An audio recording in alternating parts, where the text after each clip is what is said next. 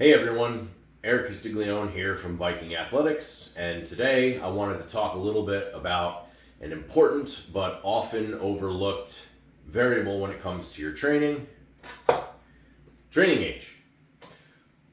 What is training age, and how does it compare to your chronological age? Simply put, chronological age is how old you are. Training age is how long you've been training. It's pretty simple to understand, but it's also important to note that it is modality specific.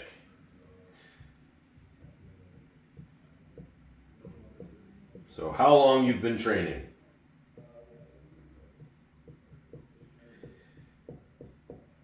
What does modality specific mean?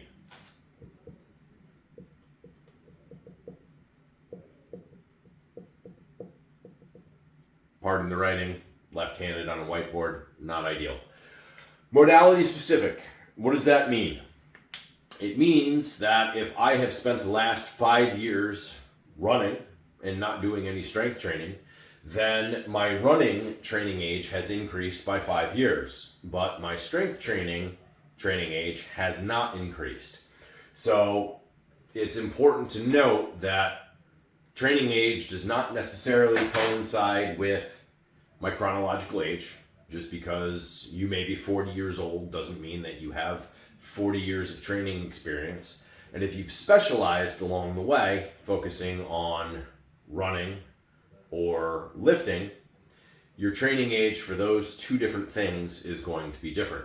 And we can get a little bit more specific. Let's go ahead and say that we have an individual that ran cross country in high school and then lifted through college and then was sedentary for the next 28 years. They're now 50 years old. So chronologically, they are 50. But if we go back and look at their lifting history, and they were strength training using machines through college, then they have about 4 years of experience with that. And then if we go look back into their high school experience, and they ran cross country, but they didn't do anything during the off season, might be tempting to say they have 4 years of running experience. But let's look at a typical season. It's usually 3 months, and they did that for 4 years in a row. So 3 months times 4 really only gives you 1 year of running. So their running training age would be 1 year. Their lifting training age would be about 4 years. And then we got a long break of doing nothing. Why do we care?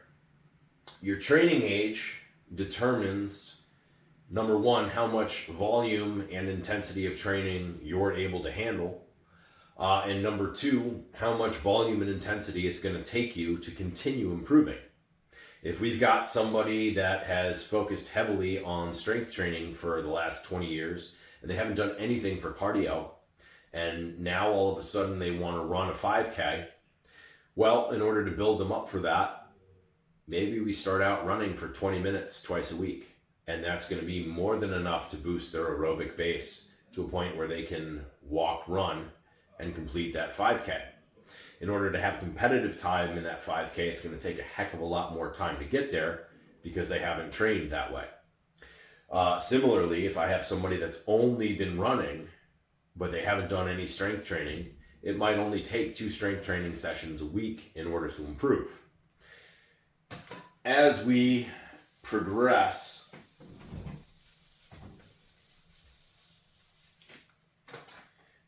your typical graph for improvement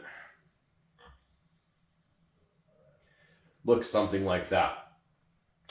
If you're just starting out, you get your newbie gains.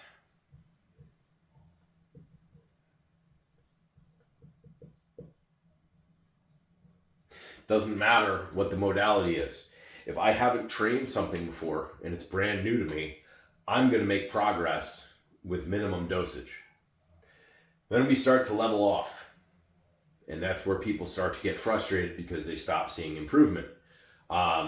There's a number of ways around that, but that's discussion for another time. Today, we're just talking about training age. Ultimately, what we see over time, especially if this person is starting out at a younger age, when they get older, we might see a degradation.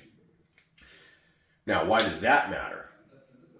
Well, you're only going to see that if you get to this point and sustain it for a long time. So we're talking elite level powerlifters who achieve international renown in their 30s, high level, elite level athletes.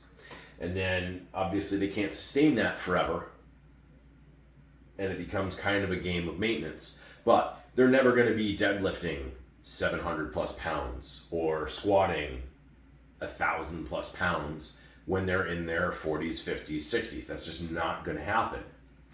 So where we see this come into play is you get these cookie cutter programs online that are geared towards masters athletes over the age of 35.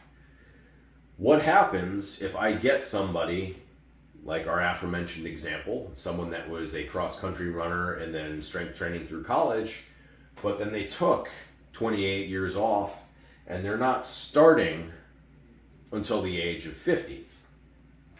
Do we really need to limit their volume and kind of inhibit the training that they're doing because their chronological age is 50? Yes and no. We obviously need to make sure that we're not overloading them.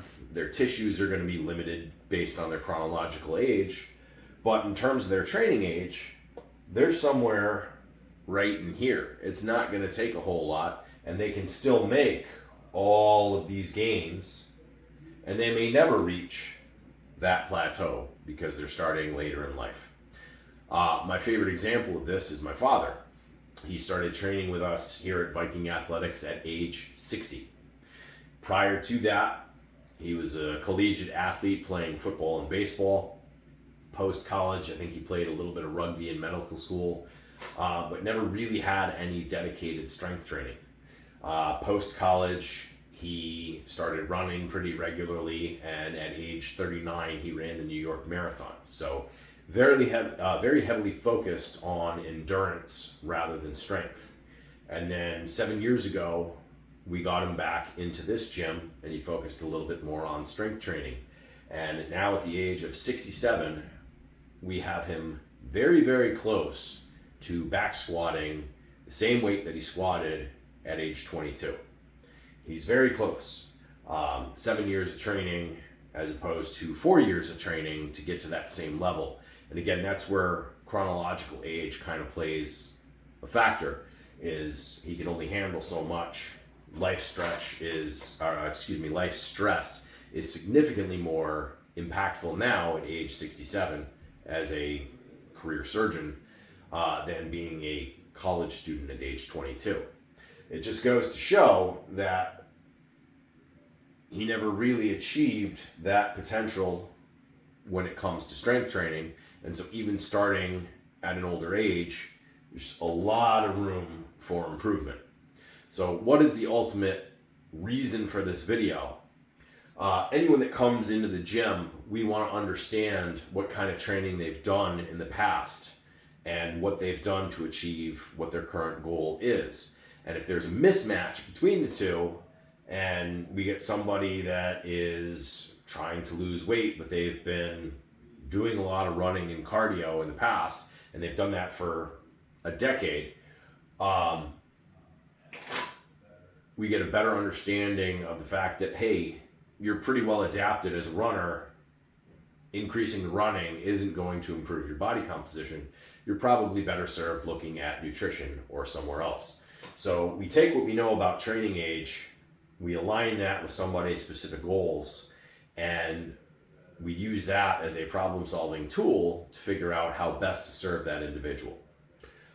Again, I'm also kind of using it as a disparaging tool against cookie-cutter programs, because that's a hill that I will forever die on, is the fact that to get the best results, you need a program that's custom-tailored to you. And if you've been training for a long time and you're trying to get something generic offline, it's not going to take into consideration anything that you've done in the past. And while it may serve you and help you be consistent in what you're doing, it's probably not going to help you get to where you want to be goal-wise. You got to take this into consideration. In any case, if there's anything that you want to know about, if you want to delve into any topics that I touched on in a more specific way, please feel free to comment and I'll be happy to address your questions. Otherwise, get out there, get training, find your strength.